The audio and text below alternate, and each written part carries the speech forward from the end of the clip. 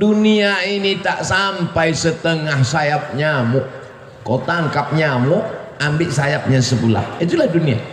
Itulah yang kau kejar dengan cara haram. Bantai saja, hantam kromo, sikut kiri, sikut kanan. Padahal yang dicari itu cuma setengah sayap nyamuk. Dunia kau kejar, akhirat melayang. Akhirat yang kau cari, dunia datang bersimpuh di bawah tapak kaki. Kalau tak percaya, tanya sama Haji Dasril Sultan Baginda. Cemana dunia ini bisa datang ke tapak kakinya? Kejujuran, jangan makan duit orang walaupun 5 perak. 5 perak tak ada lagi Pak Ustaz. Terserahlah, payah kali ceramah sekarang. Apa yang dicari dengan bisnis-bisnis ini? Buka rumah makan 1 berhasil, buka begadang 2 berhasil, buka begadang 3 berhasil, buka nggak bisa tidur malam berhasil. Begadang itu kan tak bisa tidur malam. Yang dicari ini sebenarnya apa? Dunia ini kalau dikejar macam menelan air garam, makin ditelan makin haus, makin ditelan makin terbakar. Laukana libni Adam wadiyan min zahab, seandainya manusia itu punya satu lembah dari emas, ada gunung, ada bukit, ada emas, apakah dia akan berkata cukup 1? Pasti dia akan minta tambah. Tapi beda dengan yang satu hamba Allah ini, dibuka usaha ini banyak untuk bangun masjid. Dibuka usaha ini banyak. Ustadz Abdul Somad ini ada tanah 2,5 hektar, sudah dibangun kelasnya lebih 30, sudah dibangun kantornya, musola masjidnya 60-70% siap. Ambillah Ustadz Somad. Ustadz Somad takut nanti kalau Ustadz Somad ambil ini berarti mesti tinggal di sini, harus buka cabang di sini. Haji, saya kemari dalam setahun cuma 3 kali saja, karena saya ada tim 14 dari Sabang sampai Papua, Brunei Darussalam, Sarawak, Malaysia, dan dunia ini semuanya. Sebenarnya saya mau ngasih tahu ini bukan Ustadz kaleng-kaleng, itu aja. Jadi saya sudah bagi 14 tim ini, berarti saya gilir setiap 4 bulan sekali saya datang ke Medan, 4 bulan sekali, ke Kepulauan Riau 4 bulan sekali, ke Sulawesi Makassar 4 bulan sekali. Setahun berarti 3 kali. Begitu juga ke Lampung. Nanti kalau ku terima ini haji yang 2 hektar ini, ku bilang aku ambil, tiba-tiba aku tidak datang, kalian sumpah mati tegak aku nanti. Buat saja namaku di situ penasehat. Supaya apa? Supaya jangan dibilang orang siapa itu? Itu Ustadz Somad yang penipu itu. Sudah diambilnya 2,5 hektar sama kelas-kelasnya, sudah diwakafkan untuk dia, tiba-tiba tak datang dia, disuruhnya pula orang lain datang. Jangan masukkan saya ke yayasan. Yayasan itu ada 5. Ada pembina, ada pengawas, ada ketua, ada sekretaris, ada bendahara. Jangan masuk saya ke dalam struktural. Penasehat Profesor Dr. Abdul Somad LC MA PhD Datuk Sri Ulama Setia Negara Kai Jaga Mangku Dilaga. Panjang situ. Nanti kalau aku datang kemari setiap 4 bulan, kumpulkan guru-guru ini, kumpulkan orang yayasan ini, baru kita nasihati mereka. Bagaimana supaya anak-anak ini hafal Quran, bagaimana supaya wali murid ini masukkan anaknya, bagaimana supaya anak muda ini selamat dari narkoba, selamat dari zina. Maka kita nanti berkawan di dunia, bertetangga kita di surga insyaallah haji. Karena kalau sampai ku ambil 2 hektar ini harganya 1 meter berjuta bermiliar, datang jahat otakku nanti, datang khianatku nanti. Aku ingin jangan sampai kita rusak hubungan gara-gara harta dan materi. Buatlah yayasan, masukkan dia dalam wakaf, Karena kalau sudah dibuat yayasan, la yuhabu, tak bisa dihibahkan ke orang lain, wala yurasu, tak bisa diwariskan, wala yuba'u, tak bisa dijual belikan, kekal abadi sampai hari kiamat, mengalir pahalanya ke makam kita, Haji.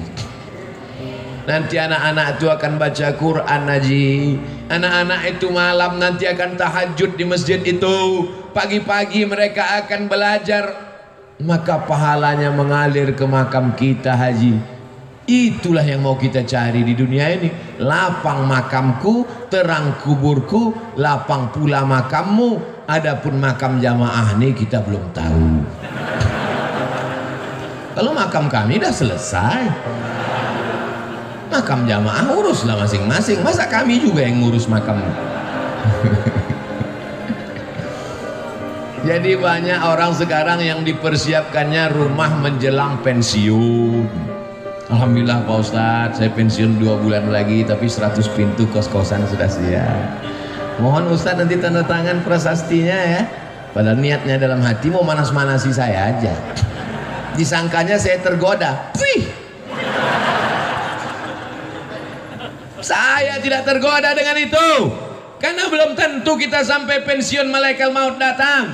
Tapi ketika yang dibangun masjid, yang diwakafkan pesantren tahfiz Quran, itulah yang membuat saya cemburu luar biasa. La hasada illa fisnataini, tak boleh cemburu hasad kecuali pada 2 perkara. Yang pertama, rajulun atahullahu malan, ada orang yang dikasih Allah harta, dipakainya harta itu pagi, siang dan malam untuk menolong agama Allah. Itulah yang mesti kita cemburu. Adapun orang yang jadi pejabat tinggi paling lama 2 periode, itu pun kalau tak datang KPK. Adapun orang kaya karena mengejar dunia, tak perlu kita cemburu, karena rumahnya tinggal, mobilnya tinggal. Tapi kalau orang bangun masjid, masjidnya tinggal, pahalanya mengalir.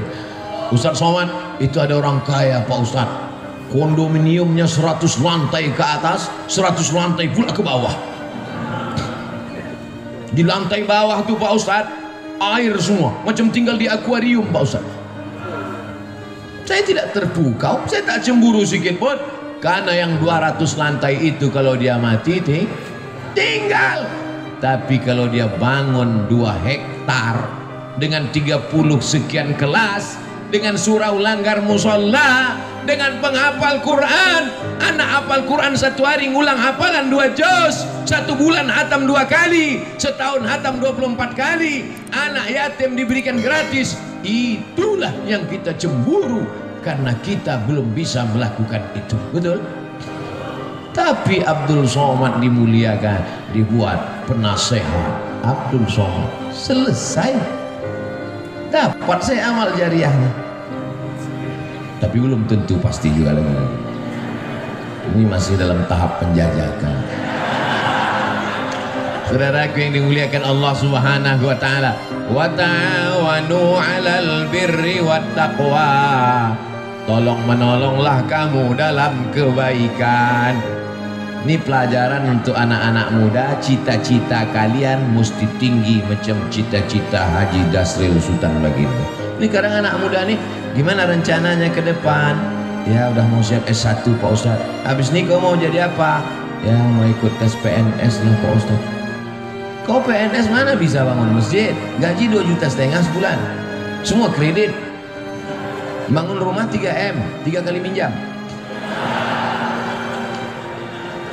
Gimana kau mau bangun masjid? Sementara laut di Lampung luas, kolam-kolam ikan entrepreneur bisa. Jadilah anak muda entrepreneurship, sehingga nanti kau bisa bangun sekolah tahfiz gratis. Cita-citanya mesti begitu. Buka usaha berhasil, buka satu lagi usaha berhasil, buka lagi satu usaha berhasil. Kemarin kami di Pringsewu itu juga meresmikan pesantren anak muda entrepreneur, lahir tahun 80. Baru berapa tahun umurnya? Baru 40 tahun. Entrepreneur. Jadi kalau cerita entrepreneur, usahawan, bisnismen, Lampung ini tempatnya. Saya sudah ketemu orangnya. Ini makhluk-makhluk yang unik, ini mesti dibudidayakan. Ini makhluk-makhluk yang hampir langka ini. Mereka ini satu spesies dengan dinosaurus. Mudah-mudahan ilmu-ilmu mereka ini menular ke anak-anak muda di Lampung. Ini banyak anak muda ini tidak punya kreativitas, pergi kuliah pakai motor, knalpot disunat, pas lambat kiriman stres, passwordnya 3 huruf, mak minta duit. Apa ini? Makanya makhluk-makhluk yang unik ini saya sarankan mereka menulis buku. Bukunya adalah Alam Terkembang Menjadi Guru. Mereka tidak berguru di kelas, mereka tidak berguru kepada buku, tapi mereka menjadikan alam pengalaman perjalanan hidup mereka menjadi guru, sehingga mereka menjadi orang yang sukses dan berhasil sampai hari ini. Untuk menjadi sebuah sebatang sekuntum bunga, dia mesti bertunas, dia mesti berbatang, dia mesti bercabang, mesti selamat dari hawa, mesti selamat dari wereng, mesti dijaga akarnya, mesti disiram, barulah menjadi sekuntum bunga, bukan bunga plastik. Untuk jadi bunga saja prosesnya luar biasa, apalagi menjadi orang yang menghambakan diri kepada Allah. Sudah berapa poin saya sampaikan? Pertama, dekat dengan ulama. Yang kedua, jujur, jangan berkhianat, pembohong, dusta, tipu-tipu. Yang ketiga, cita-cita jangan mengejar dunia, tapi bangun masjid, menyebarkan pendidikan Islam, Allah akan tolong.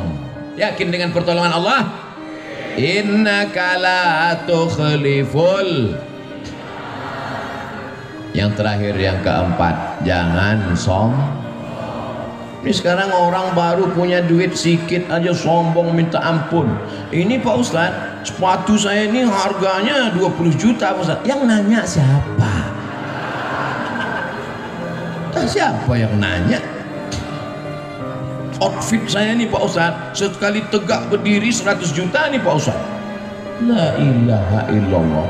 Peci saya ini dibeli orang di Jambi 12 juta. Baju jaket saya dibeli orang di Jambi 270 juta. Dilelang untuk pondok pesantren. Motor dilelang 100 juta. Kalau cerita bangga-bangga outfit, udah berapa tuh?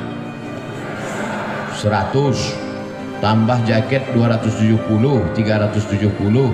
Tambah peci 12 juta, 382 juta. Punya orang kan mas saya. Ini subuh ini dikasih sorban, kasih jubah, kombinasi antara jubah Arab Saudi dengan Lampung, tapis Lampung. Masya Allah, kreasi yang luar biasa. Takut pula saya dicuri orang ini. Saya pakai terus, tapi saya pakai pas di masjid aja, pas di airport enggak. Saya takut nanti semua minta foto, pula pilot-pilot itu semua selfie ya Ustaz. Jangan angkuh, jangan sombong. Kesan saya sama orang-orang hebat ini, saya perhatikan mereka tak sombong. Ketika dia sombong, itu tanda dia akan jatuh ke bawah. Saya pun kalau lama-lama duduk di atas kursi ini jadi sombong nanti. Itu makanya saya tak mau lama di sini, 60 menit turun. Dimulai jam 5.15, jam 6.15 kau mesti turun, sadar diri Abdul Somad. Karena kalau kau sudah terlalu lama di sini, pakai baju kebesaran, ini baju kebesaran nih, XL ini.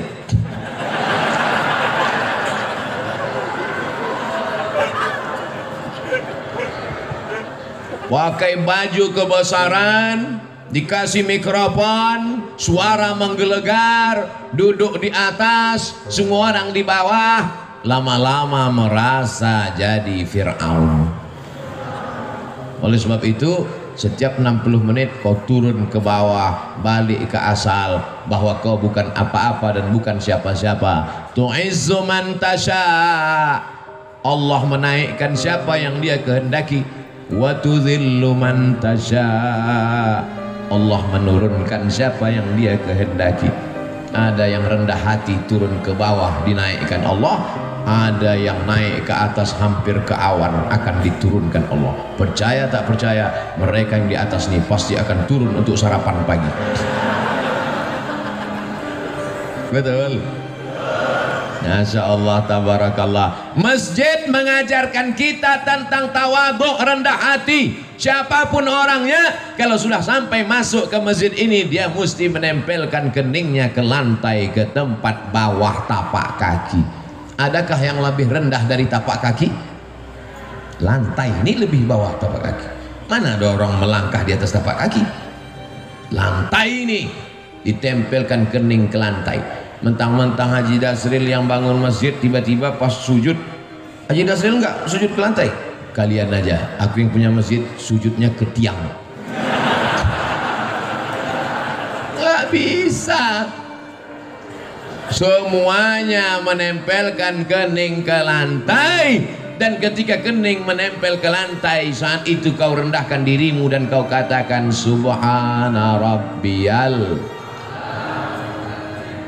Kalau kau menyelamatkan dirimu dari angkuh dan sombong, Allah akan menyelamatkanmu. Ada orang yang lapar, selamat. Ada orang yang haus, selamat. Ada suami-suami yang datang urusan dari Jakarta mau bisnis ke Lampung, selamat atau tidak? Selamat. Aa tinggal di mana sekarang? Di hotel. Hotel apa? Hotel Syariah Nusantara. Tenang istrinya kan? Karena dia tahu hotel syariah tertulis di belakang pintu, yang tidak bawa surat nikah tidak dibenarkan masuk. Gimana sekarang? Hotel syariah. Habis itu dia pergi ke konvensional.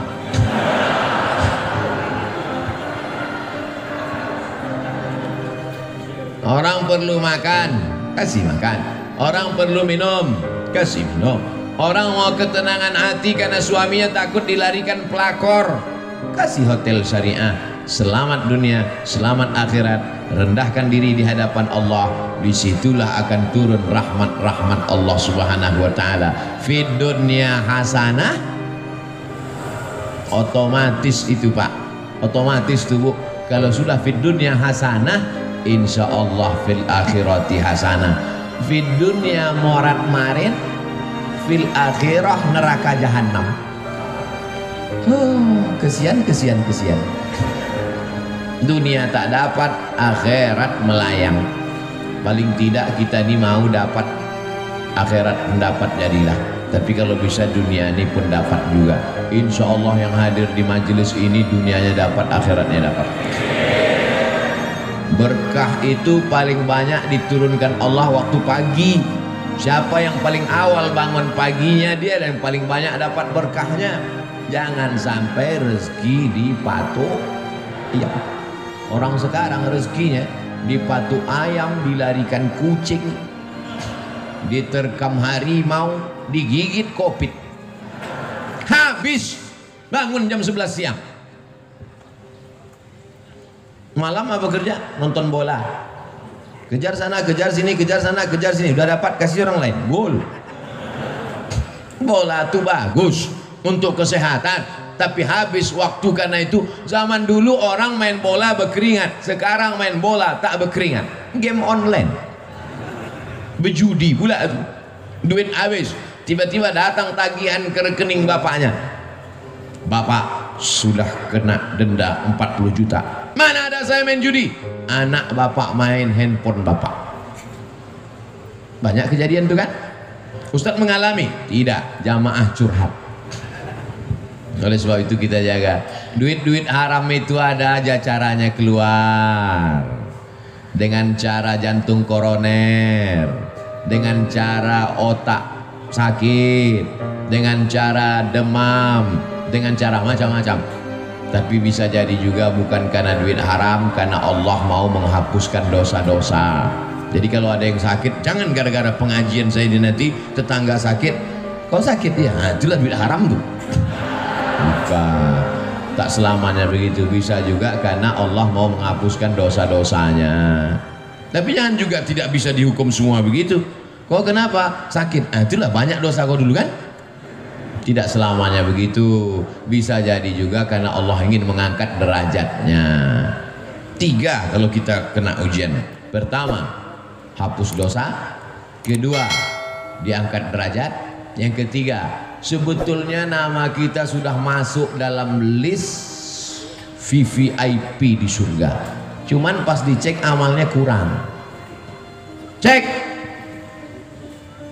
ada nama dia ya Allah di VVIP, amalnya gimana? Kurang. Uji dia dengan penyakit. Ketika dia sabar, ditempatkanlah dia. Makanya kalau nanti menjenguk orang sakit, berikan motivasi itu. Kau sebetulnya udah masuk surga, cuman amal kau kurang.